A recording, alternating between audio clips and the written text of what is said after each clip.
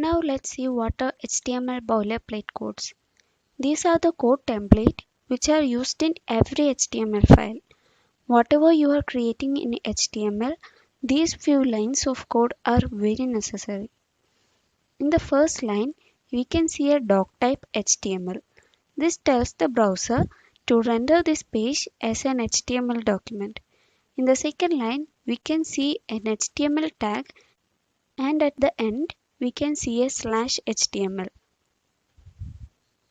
The HTML tells the browser that everything between the opening and closing tag is going to be an HTML code. Inside HTML, we have two elements, head and body. Inside head, there are meta tags and a title. Meta tag is used to give metadata to the document.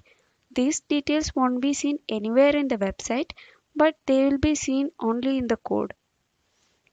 In the first line, we can see the character set UTF-8. The character set UTF-8 tells the browser when it opens up this file that all the text inside our web page is encoded using the UTF-8 encoding system. Then we can see a title and a /title and a title name over here.